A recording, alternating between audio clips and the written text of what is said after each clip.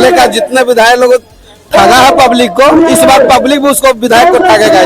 तो इस बार अपने राज्य में किसकी सरकार चाहते हैं? देखिए, सरकार चाहे जिसकी भी बने, हमको उससे मतलब नहीं, लेकिन मांडू का सरकार हम लोग का नाजिर भाई चलाएंगे। जैसे प्राइवेट कंपनी का पेपर्स लीक नहीं होते हैं, उसी तरह मैं कोशिश करूंगा कि झारखंड की सरकार का भी कोई भी CGL हो, SSCL हो, कोई पेपर लीक ना हो, इसकी एकदम कड़ा से कड़ा कानून बनाने के लिए प्रस्ताव। JP भाई पटेल तीसरा नंबर में रहेंगे इस बार।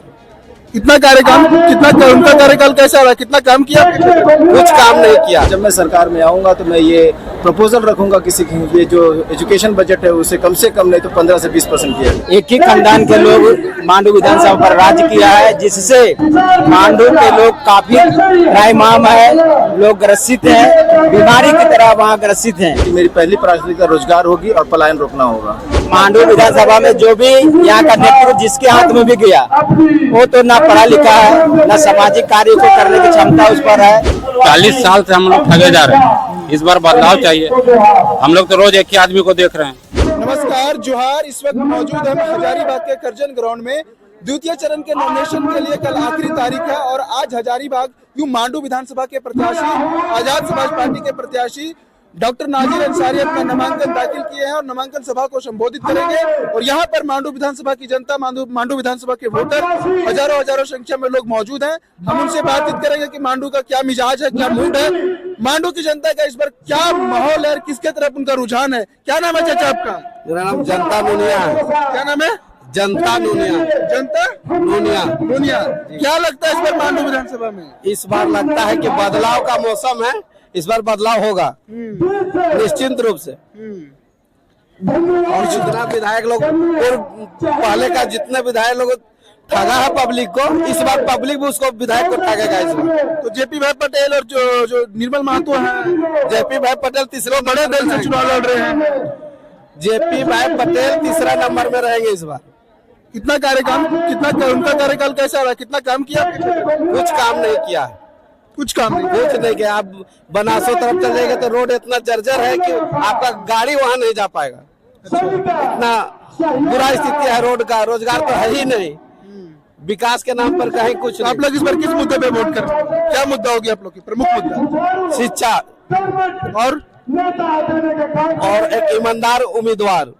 शिक्षा और एक ईमानदार उम्मीदवार जी। तो आपने पिछले बार जो जिसका चयन किया था तो वो शिक्षा के क्षेत्र में या फिर रोजगार के क्षेत्र में या फिर ईमानदारी में वो खरे नहीं उतरे क्या?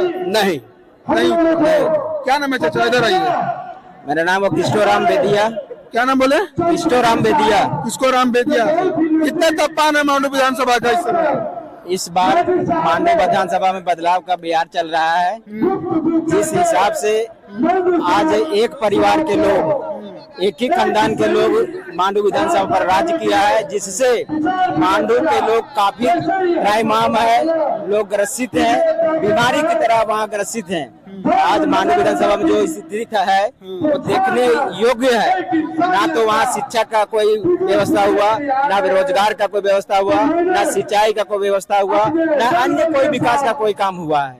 सिर्फ और सिर्फ ये नाम का विधायक रहा और यहाँ के लोगों को ठगने का काम किया है। क्योंकि एक परिवार के लोग घमंड के साथ अपना ये विधानसभा बापोती समझ के रखा है, लेकिन इस बार का जो चुनाव हो रहा है इसमें सब लोगों ने ठान लिया मांडू विधानसभा में इस बार बदलाव चाहिए तो चाहिए। नाजिर जी के नेतृत्व में मांडू विधानसभा हम लोग को चाहिए। आपने मांडू विधानसभा के बदलाव की बात की, तो इस बार अपने राज्य में किसकी सरकार चाहते हैं? देखिए, सरकार चाहे जिसकी भी बने, हमको उससे मतलब नहीं, लेकिन मांडू का सरकार हम लोग का नाजिर भाई चलाएंगे। चलिए मांडू का समझ लिया, लेकिन राज्य में किसकी सरकार चाहते हैं? राज्य में चाहे जो भी आए, हम कह रहे हैं कि जो सरकार आए उससे हमको कोई मतलब नहीं है। दोनों में जो NDA आए जो UPA आए, हमको मांडू का जो विकास के बारे में जो सोचेंगे, मांडू का पढ़ाई सिंचाई, यहाँ के मजदूरों के बारे में जो सोचेगा, उस सरकार को हम लोग समर्थन देंगे, नहीं तो हम लोग किसी के साथ नहीं रहेंगे। मांडू की जनता की इस बार प्रमुख मांगे क्या होगी? क्या मुद्दा होगा? जैसे आपने कहा शिक्षा का मुद्दा, शिक्षा के क्षेत्र में काम नहीं हुआ, रोजगार के क्षेत्र में काम नहीं हुआ, सिंचाई का कोई व्यवस्था नहीं है। तो क्या आपके जो अपने नाजिर अंसारी की बात की, आप लोग को यह आश्वासन दिए हैं या फिर आप लोग कभी इनसे बातचीत हुई होगी इसकी अंसारी मुद्दों के ऊपर? ऐसा है कि मांडू विधानसभा में जो भी यहाँ का नेतृत्व जिसके हाथ में भी गया वो तो ना पढ़ा लिखा है, ना सामाजिक कार्य को करने की क्षमता उस पर है। और जो नाजिर जो है ये डॉक्टर का उपाधि इनको मिला हुआ है। ये पढ़ाई में पूरे झारखंड में अगर यदि देखा जाए तो ये दूसरे तीसरे नंबर पाएंगे पूरे झारखंड की मैं बात बता रहा हूँ। और मांडू विधानसभा में जो भी नेतृत्व किया है वो जो पढ़ा लिखा नहीं है, जबरदस्ती राजपाट को संभाला जिसके कारण। लेकिन झारखंड में आजाद समाज पार्टी को बहुत कम लोग जानते हैं। हाँ ये तो बात सही है, लेकिन क्या है कि तो इन सारी चुनौतियों को कैसे आप लोग देखते हैं? जैसे भीमराव अम्बेडकर के नाम पर, चूंकि भीमराव अम्बेडकर का सपना क्या था, देश के लोगों को मान सम्मान, यहाँ के लोगों को बेरोजगारी दूर हो, यहाँ पर सिंचाई की व्यवस्था हो, यहाँ पढ़ाई लिखाई शिक्षा का व्यवस्था हो, रोड बने, पुल बने, नाली बने, ये सारे चीजों का सुविधा के साथ वो सभी को आरक्षण दिए हैं। और आरक्षण के तहत लोगों को चाहिए कि सबको विकास होना चाहिए, लेकिन यहाँ एक तरफा लोग विकास करता है। बड़े बड़े जात के लोग इस राजनीति में लोग एक तरफा चलाते हैं, जिससे यहाँ पर स्थानीय मुद्दा जो है उसको नहीं आता है। और ये जो हमारे नाजिर भाई एक ग्रामीण क्षेत्र से आते हैं और इनका जो सोच है, इनका जो शिक्षा का जो इनके अंदर जो जागरूकता है वो बहुत काफी है। इसलिए वो आदमी से हम सबों को पूरा विश्वास है, बल्कि पूरे मांडू के एक एक व्यक्ति का विश्वास है कि नाजिर भाई जब मांडू में आएंगे तो बिल्कुल साफ सुथरा और यहाँ के बेरोजगारों के लिए, यहाँ के किसानों के लिए, यहाँ के अधिकार का जो समस्या है वो हम सबों को दिलाने का काम करेंगे। क्योंकि हम लोगों को आशा है कि जो पढ़ा लिखा इंसान होता है वो हमेशा देश दुनिया के बारे में, गांव शहर के बारे में, विकास के बारे में सोचता है। चलिए बहुत बहुत धन्यवाद चाचा आपसे बातचीत करने के लिए। क्या नाम है भैया आपका? मेरा नाम शिवचंद्र बेदिया। क्या नाम बताए? शिवचंद्र बेदिया। शिवचंद्र बेदिया। क्या लगता है इस पर मांडू विधानसभा से हम लोग को लगा बहुत खुशी की बात है, जो हम लोग के बड़े नौजवान जो नेतृत्व में चुनाव लड़ने का क्षमता किए हैं, बहुत अच्छी की बात हम लोग सोच बनाए हुए हैं कि नाजिर जी को फुल बहुमत से निकालने का प्रयास कर रहे हैं। ज्यादा नहीं मतलब इस बार आप लोग नाजिर अंसारी को आप लोग समर्थन दे रहे हैं। तो वर्तमान जो आपके विधायक हैं जेपी भाई पटेल, उनका कार्यकाल कैसा रहा? क्या उनका कार्यकाल से आप लोग असंतुष्ट हैं? नहीं, देखिए इतना दिन से चल रहा है उनका खानदानी जो चल रहा है पटेल जी का, उनका बाप दादा से चलते हुए आ रहे हैं। और हम लोग देखें कि ग्राम फुलसराय में बहुत समस्या जो है हम लोग को पड़े हुए हैं, ग्रामीण के बहुत आने जाने में सुविधा, बहुत तकलीफ उठाना पड़ रहा है। हम लोग एक बहुत बड़ा समस्या है जो रेलवे ओवरब्रिज से लेकर सदियों से चलते आ रहे हैं, अभी तक ओवरब्रिज हम लोग को बना नहीं है। बहुत इसी में हम लोग दुखित में है ग्रामीण जनता। इसी के लेकर जो हम लोग पार्टी जो है नया आजाद समाज पार्टी, लेकिन लोग इसको तो जानते नहीं है, बहुत कम लोग जानते नहीं है। लेकिन एक चुनौती रहेगी आप लोग एनडीए कांग्रेस और आसू के बीच में। देखिए पहली बार जो आज हम लोग देख रहे हैं नम कानून में जो नॉमिनेशन हम लोग आए हुए हैं, पहली बार हम लोग ऐसा लग रहा है कि ग्रामीण जनता जागरूक हुए हैं, कुछ न कुछ इनका पीछे गुण है, तभी तो हम लोग इतना सक्षम तैयारी किए हुए हैं। अच्छा, इस बार आप लोग राज्य में किसकी सरकार देखना चाहते हैं? अब सरकार देखिए, अब इसमें तो विधायक पर निर्भर करता है, जिसका ज्यादा होगा उन्हीं का सरकार। फिर भी बीजेपी, कांग्रेस, जेएमएम? नहीं, हम लोग तो चाहते हैं कि जेएमएम ही हो, जेएमएम हो। चलिए हम कुछ महिलाएं के साथ भी जुड़ेंगे, उनसे भी बातचीत करेंगे। अच्छा, कुछ लोग और भी उनसे भी बातचीत करते हैं। क्या नाम है चाचा आपका? मेरा नाम मोहम्मद आरिफ हुसैन बाबर नाम हुआ। क्या लगता है इस बार मांडू विधानसभा में? क्योंकि दो बड़े दिग्गज, एक तरफ जयप्रकाश भाई पटेल है, एक तरफ तिवारी महतो है, एक तरफ नाजिर अंसारी है। क्या लगता है इस बार मांडू? लगना जैसा एक बदलाव की ओर सभी लोग हैं, एक बदलाव होना चाहिए। बहुत दिन से काफी लोग परेशान हैं, युवकों को कुछ रोजगार नहीं है, सभी लोग बाहर जा रहे हैं, काम करने जा रहे हैं, यहाँ कोई व्यवस्था नहीं है गवर्नमेंट की। सब इतनी देर जयप्रकाश सर का भी यहाँ पे कार्यकाल रहा, तिवारी महतो तभी लड़ रहे हैं, लेकिन कभी वैसा कुछ किसी के क्षेत्र में आना जाना नहीं, कोई भी इसमें दिखते नहीं। वो यही है, उनसे बहुत सारा अच्छा है। इस बार आप लोग परिवर्तन चाह रहे हैं? इस बार एकदम बिल्कुल परिवर्तन चाह रहे हैं। तो जयप्रकाश भाई पटेल का माना जाता है, वो गढ़ माना जाता है, उसके फैमिली की तरफ से या फिर उनका दबदबा रहा है उस क्षेत्र में, तो फिर कितना आप लोग के लिए मुश्किल है लगता है कहीं ना कहीं? फिर ये क्योंकि दो बड़े घटक दल, एक इंडिया अलायंस, एक एनडीए अलायंस की, वहाँ पर दो बड़े दिग्गज नेता हैं। अगर बार बार लोग यही सोचेंगे क्योंकि बड़े हैं हर बार वही करेंगे, 40 साल से हम लोग ठगे जा रहे हैं। इस बार बदलाव चाहिए। हम लोग तो रोज एक ही आदमी को देख रहे हैं, चेंज होकर कभी बीजेपी में चल जाते हैं। लेकिन एक चीज कहा जाता है कि मुस्लिम समुदाय लोग कांग्रेस को वोट करते हैं, कांग्रेस से जेपी भाई पटेल हैं, दूसरी तरफ आपके प्रत्याशी आजाद समाज पार्टी के प्रत्याशी डॉक्टर नाजिर अंसारी हैं, तो फिर ये दोनों वोट कहीं बट तो नहीं ले जाएगा? ये तो पब्लिक का माइंड सेट है, वो डाइवर्ट करने के लिए ऐसा बोला जाता है कि कांग्रेस का हो, उसको कुछ भी हो जाए, जोला लोग वोट देगा। ठेठ में ये बोलता है कांग्रेसी है, जोला लोग कांग्रेस को ही वोट देगा, लेकिन वैसा नहीं है। अपना भी कुछ अस्तित्व है लोगों का, उनको भी बदलाव चाहिए, यहाँ पे रोजगार चाहिए।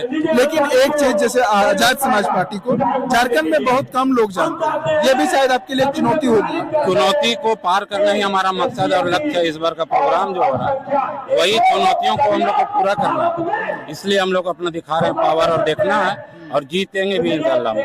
डॉक्टर नाजिर अंसारी का मांडू विधानसभा क्षेत्र में कितना पकड़ है? बहुत अच्छा पकड़ है, आप भीड़ के माध्यम से देख सकते हैं। भीड़ तो हम देख ही रहे हैं। लोग यहाँ पैसे से नहीं है, पैसे की भीड़ नहीं है ये, यहाँ पे लोग इच्छुक हैं कि बदलाव चाहिए, इसलिए यहाँ पे आए हैं, खुद से आए हैं चल के कि कुछ बदलाव। एक अच्छा कैंडिडेट मिला, पढ़ा लिखा कैंडिडेट हमारा। इस बार आपको किसकी सरकार चाहते हैं राज्य में? ये क्वेश्चन तो थोड़ा टफ है, लेकिन हेमंत सोरेन की सरकार ही रहेगी तो बहुत सेफ है। लेकिन आप जिस पार्टी की बात कर रहे हैं, आजाद समाज पार्टी की, उस पार्टी अभी तक किसी के साथ अलायंस नहीं किए झारखंड में, तो किसके साथ इनका रुझान रहेगा अगर संभवतः अगर चुनाव जीत करके जाते हैं? अभी इसके बारे में हम लोग विचार नहीं किए। मैं तक सच्चा सिपाही हूँ नाजिर सर का, और उनके तरफ से ही बोलूंगा कि वो तो पार्टी तय करेगा, आला कमीशन तय करेगा कि इसको सबसे पहले आप सभी पत्रकार बंधु और इस चैनल को देखने वाले सभी दर्शकों को मेरा जय भीम, जय झारखंड, जय मूल निवासी।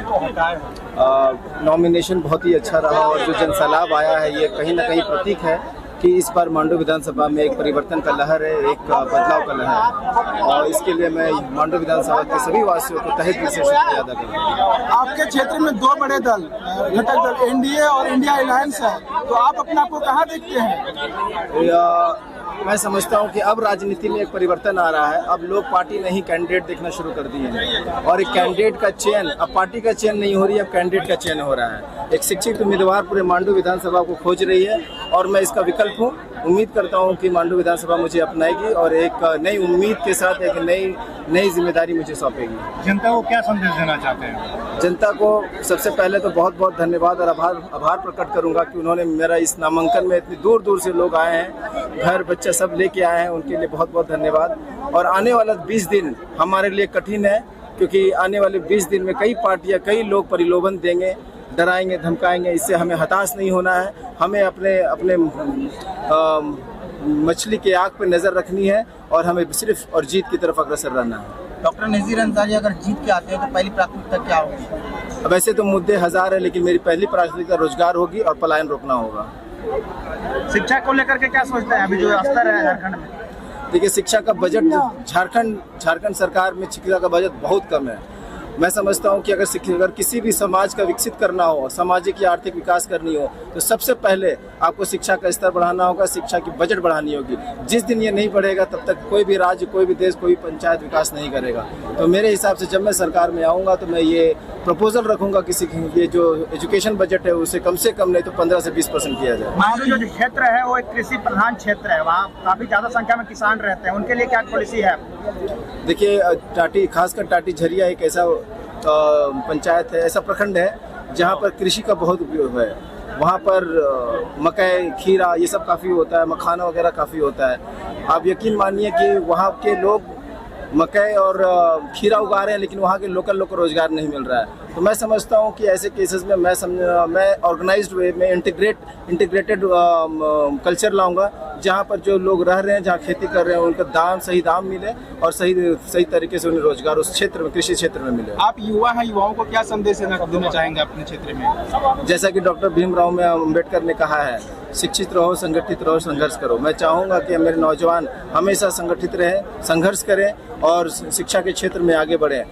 मुझसे उम्मीद रख सकते हैं कि आने वाले दिनों में मैं आपके रोजगार के लिए बहुत पहल करूंगा, क्योंकि जब जैसे प्राइवेट कंपनी का पेपर्स लीक नहीं होते हैं, उसी तरह मैं कोशिश करूंगा कि झारखंड की सरकार का भी कोई भी CGL हो, SSCL हो, कोई पेपर लीक ना हो, इसकी एकदम कड़ा से कड़ा कानून बनाने के लिए प्रस्ताव रखूंगा। एक सवाल, आपका पार्टी का भी किसी पार्टी के साथ अलायंस नहीं है, तो चुनाव जीतने के बाद क्या किसके साथ आप जा सकते हैं? देखिए, ये किसके साथ समर्थन होगा? आजाद समाज पार्टी काशीराम जो पार्टी है, ये हमेशा विचारधारा की पार्टी रही है, और ये विचारधारा जो है वो गरीबों, वंचितों, दलितों, अल्पसंख्यकों की पार्टी है। हमेशा हम लोगों ने रोड पे आंदोलन करके पार्टी बनाई है, ना कि चेयर में रह करके। तो जो मेरी विचारधारा से मेल खाएगा, मैं उसको पार्टी को सपोर्ट करूंगा सरकार बनाने में।